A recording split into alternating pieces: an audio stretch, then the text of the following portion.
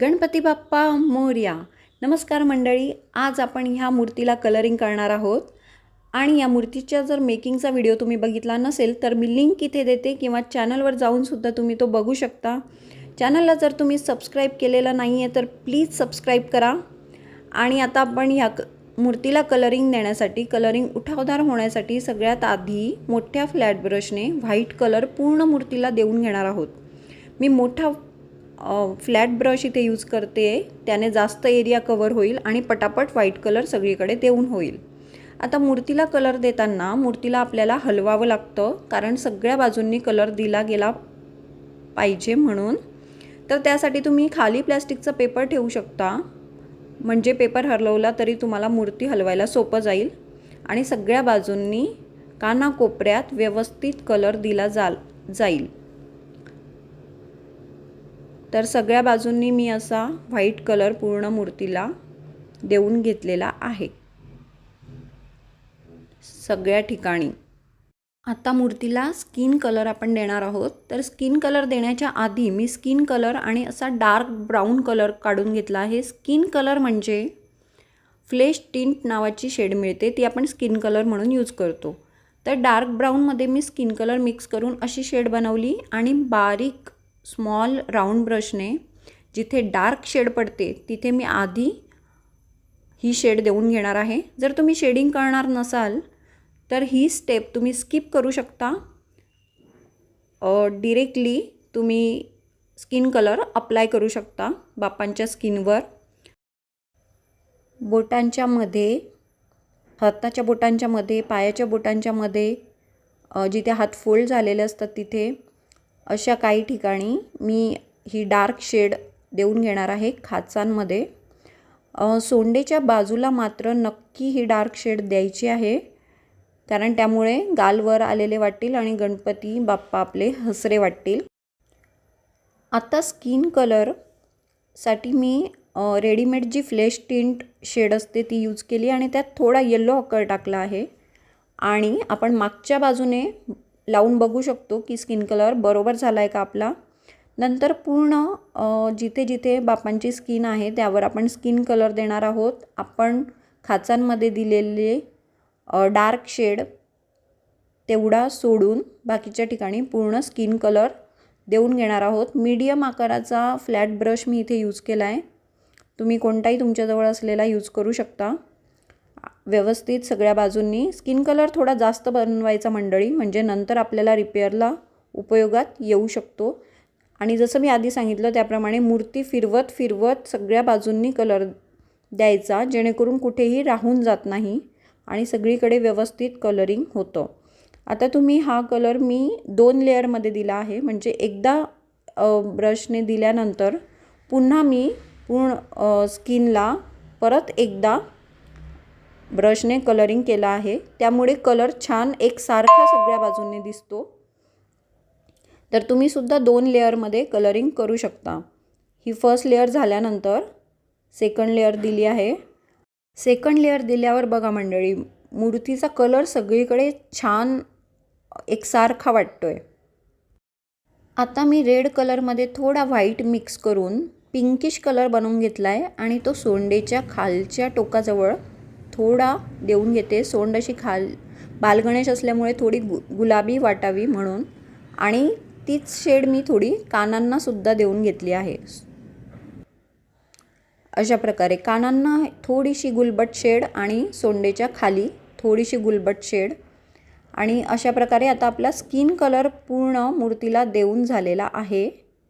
आता आपण पितांबराला रंग द्यायला घेऊया।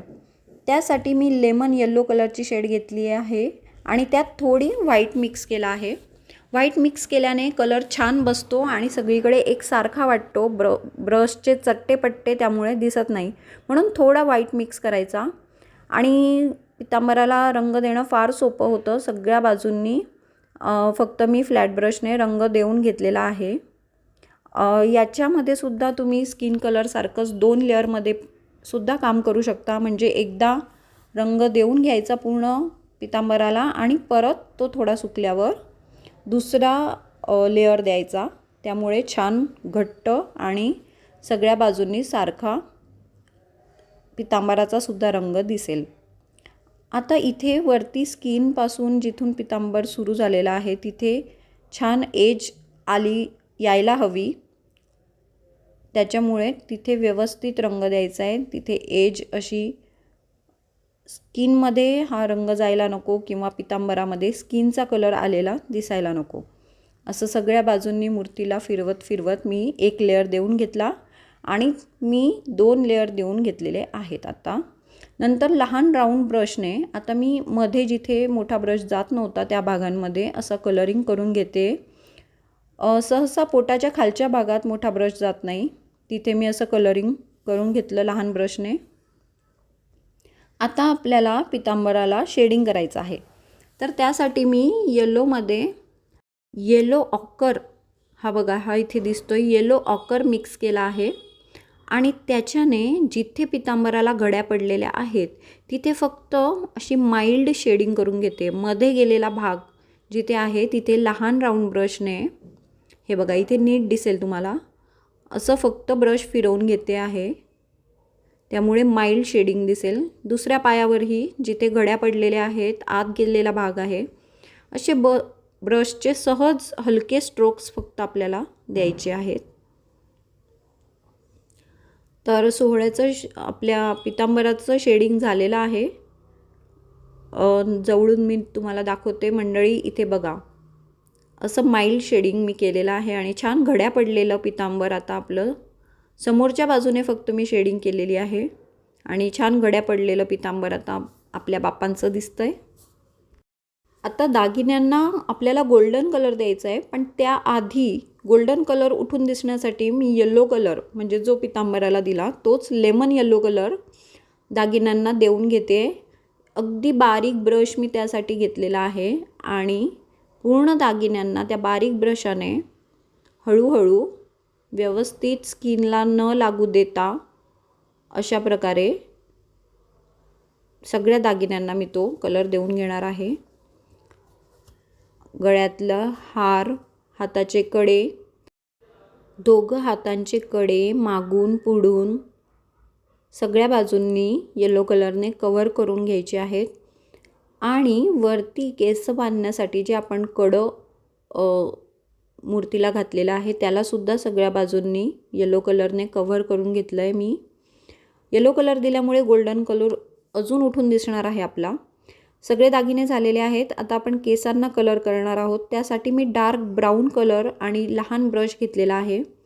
ब्रशचे स्ट्रोक्स बघा मंडळी, हळूहळू मी कलर देते आणि ब्लॅक कलरसुद्धा तुम्ही वापरू शकता, पण मला ब्लॅक कलर नॅचरल वाटत नाही म्हणून मी डार्क ब्राऊन यूज करते आणि सगळ्या बाजूंनी मूर्ती फिरवून मी केस डार्क ब्राऊन कलरने कलर करून घेते.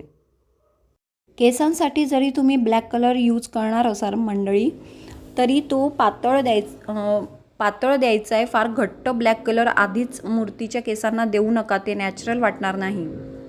तर मी पूर्ण ब्राऊन कलरने इथे पूर्ण केस कलर करून घेतलेले आहेत. आता केस अजून उठावदार वाटण्यासाठी मी डार्क ब्राऊन किंवा ब्लॅक कलरने केसांसाठी जे आपण मूर्ती बनवताना अशा खाचा केलेल्या होत्या त्यामध्ये असे ब्रशने स्ट्रोक्स देऊन घेणार आहे.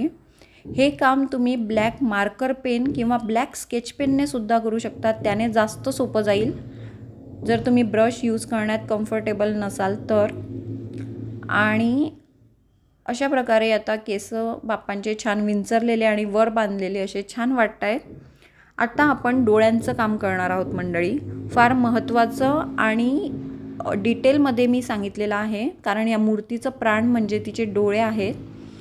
बघा डोळ्यांच्या मध्यभागून आयब्रो स्टार्ट झालेले आहेत. अगदी हलक्या हाताने अशा आयब्रो काढून घ्यायचे आहे, दोघं सेम वाटतील अशा. पुढे निमुळत्या झालेल्या, फार हार्श आणि डार्क आयब्रो काढू नका, त्या नॅचरल वाटत नाहीत. नंतर डोळ्यांचे बुबुळं सुद्धा मी पेन्सिलने आधी मार्क करून घेते. दोघं बाजूंचे छान सारखे वाटतील असे अर्धगोल बुबुळं मी इथे काढले पेन्सिलने. अशा प्रकारे पेन्सिलने हलक्या हलक्या ड्रॉ करून घ्यायचं आहे. आता थोडी स्किन कलरची डार्क शेड मी घेतली आहे आणि डोळ्यांच्या वरच्या बाजूने एक ब्रशचा स्ट्रोक फक्त फिरवून घेणार आहे. त्यामुळे डोळे असे फोकस डोळ्यांवर येईल. खालच्या बाजूने सुद्धा थोडा फिरवून घेणार आहे मी ब्रश. खालच्या बाजूने फिरवला नाही तरी चालेल, पण वरच्या बाजूने थोडं डार्क शेड एक लेअर देऊन घ्यायचं आहे. आणि आता डार्क ब्राऊन, हो पुन्हा मी डार्क ब्राऊन यूज करते इथे. ब्लॅकही तुम्ही यूज करू शकता. डार्क ब्राऊन कलरने बारीक राऊंड ब्रशने अशा मी आउटलाईन डोळ्यांची काढून घेते हळूहळू. किंवा तुम्ही मार्कर पेन किंवा स्केच पेन यूज करून सुद्धा हे बॉर्डर काढू शकता. त्याच्याने जास्त सोपं जाईल आणि रेषा इकडे तिकडे होणार नाही. खालच्या बाजूने सुद्धा एकदम हलक्या हाताने मी ही एज काढून घेतली आहे. नंतर बुबुळांना आउटलाईन करून घेते. हे मी थोडं स्लो दाखवते मंडळी, कारण डोळे फार महत्त्वाचे आहेत या मूर्तीसाठी, किंवा कोणत्याही मूर्तीला जिवंत दाखवण्यासाठी डोळे फार महत्त्वाचे आहेत. नंतर मध्ये बुबुळांच्या मध्ये मी एक अगदी पातळ ब्राऊन कलर दिला आहे. वरच्या बाजूला थोडा डार्क आणि खाली लाईट केला आहे त्याला, असा अगदी पातळ. आयब्रोसाठी सुद्धा. आणि नंतर बुबुळाच्या मध्ये पुन्हा एक डार्क ब्लॅक स्पॉट गोल असा देऊन घेते. जवळून तुम्हाला नीट दिसेल अशा प्रकारे. बघा डोळे लगेचच जिवंत मूर्ती वाटायला लागते डोळ्यांमुळे. असा आपला एक डोळा झाला आहे, असाच दुसरा डोळासुद्धा करायचा आहे. आणि आयब्रो परत इथे तुम्ही मार्कर पेन किंवा स्केच पेन यूज करू शकता. अगदी हलक्या हलक्या हाताने रेषा काढायची आहे. आणि मी आधी पातळ कलर घेतला आहे, ब्राऊन कलर, कारण आयब्रो बालगणेश असल्यामुळे त्याच्या पातळ मला दाखवायच्या होत्या. आणि नंतर आयब्रोवरच्या केसांसाठी असे बारीक बारीक स्ट्रोक्स मी ब्रशने करून घेतलेले आहेत, म्हणजे आयब्रो अजून नाजूक आणि नॅचरल वाटतील. तर असे दोघं डोळे सेम पद्धत वापरून दुसरा डोळाही आपण करून घ्यायचा आहे. आणि दोघं डोळे आपल्या मूर्तीचे आता छानपैकी झालेले आहेत. आता बरंचसं मूर्तीचं कलरिंग आपलं झालेलं आहे मंडळी, आणि महत्त्वाचा पार्ट कलर करून झालेला आहे. आता फक्त बेसला मी मोठ्या जाड फ्लॅट ब्रशने सपाट रंगकाम करणार आहे मॅजेंटा कलरने. आणि याच्यातसुद्धा मी थोडा व्हाईट मिक्स केला आहे, त्यामुळे कलर व्यवस्थित सगळीकडे सारखा इव्हनली बसेल. तर फ्लॅट ब्रशने बेसला रंगकाम करणं फार सोपं असतं, कारण आपल्याला सरळ सरळ सपाट रंगकाम इथे करायचं आहे. सो मोठ्या भागांमध्ये मी फ्लॅट ब्रशने रंग देऊन घेणार आहे. आणि एजेसला थोडं व्यवस्थित हळू करायचं आहे, कारण दुसऱ्या भागाला मूर्तीच्या तो रंग लागायला नको. आणि मागच्या बाजूने सुद्धा सगळ्या बाजूंनी व्यवस्थित बारीक जागांमध्ये देण्यासाठी मी आता लहान ब्रश घेतला आहे. तर अशा बारीक जागांमध्ये देण्यासाठी ब्रश चेंज करायचा आणि काळजीपूर्वक द्यायचा, म्हणजे दुसऱ्या भागांना परत आपल्याला रिपेअर करत बसावं लागत नाही. नंतर उरलेल्या चौकटीला मी ब्राऊन कलर फ्लॅट ब्रशने देऊन घेते, डार्क ब्राऊन कलर पूर्ण मूर्तीला सगळ्या बाजूंनी. मूर्ती फिरवत फिरवत साईडने मागून अशी मी ही चौकट आता पूर्ण करून घेतलेली आहे. आणि बेससुद्धा आता आपला कलर करून कंप्लीट झालेला आहे. आता उंदीर मामांना कलर करायचा आहे. तर त्यासाठी मी ग्रे कलर म्हणजे व्हाईट आणि ब्लॅक, थोडा ब्लॅक मिक्स करायचा त्यात, असा ग्रे कलर आणि लहान ब्रश घेऊन आपल्या इटुकल्या उंदीर मामांना छान कलरिंग सगळ्या बाजूंनी करून घेते आहे. मागच्या बाजूने सुद्धा अशा प्रकारे कव्हर करून घेतलं आहे पूर्ण उंदीर मामा. आता उंदीर मामांचे थोडे डिटेल्स ॲड करूया.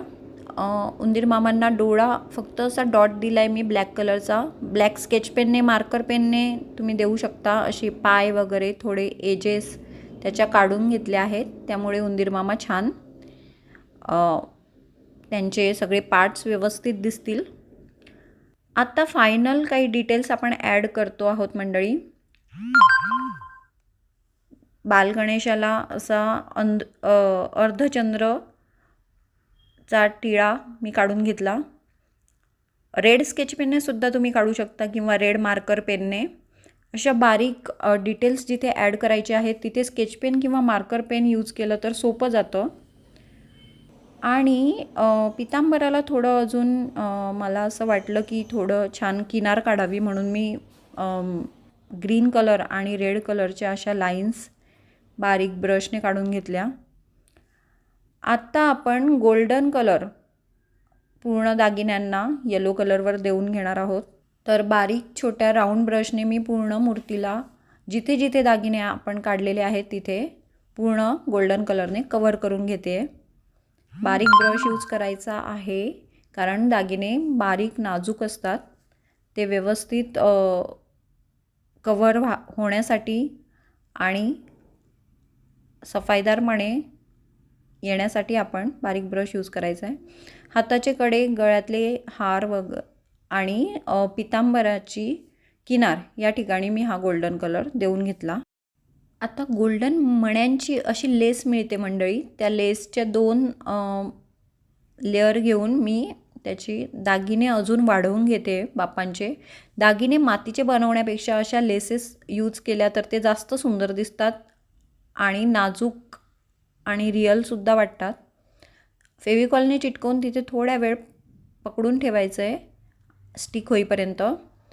अशा वेगवेगळ्या लेसेस तुम्ही यूज करू शकता मंडळी, ज्या आपण गळ्यातले हार, हातांच्या कड्यांवर किंवा जिथे जिथे दागिने आपण मूर्तीला केलेले आहोत तिथे यूज करू शकतो. त्या सहज कात्रीने कापल्या जातात आणि स्वस्त मिळतात. डोळ्यांची आउटलाईन तुम्हाला अजून हायलाईट करायची असेल तर ब्लॅक मार्कर पेन यूज करून तुम्ही अशा प्रकारे हळूहळू आउटलाईन पुन्हा डार्क करू शकता, मधले बुबुळंसुद्धा. आणि अशा प्रकारे आपल्या बापांची मूर्ती पूर्ण कलर करून आता रेडी झालेली आहे मंडळी. कलरिंग पूर्ण झाल्यानंतरही तुम्ही टिकल्या, स्टोन्स, लेसेस वापरून मूर्तीला अजून आकर्षक बनवू शकता. जर हा व्हिडिओ तुम्हाला आवडला मंडळी, जर तुम्हाला माझं काम आवडतं तर प्लीज व्हिडिओला लाईक करा, माझ्या चॅनलला सबस्क्राईब करा, व्हिडिओ ज्यांना गरज आहे त्यांच्यासोबत शेअर करा. गणेशोत्सवाच्या तुम्हाला खूप खूप शुभेच्छा मंडळी. धन्यवाद. पुन्हा भेटू.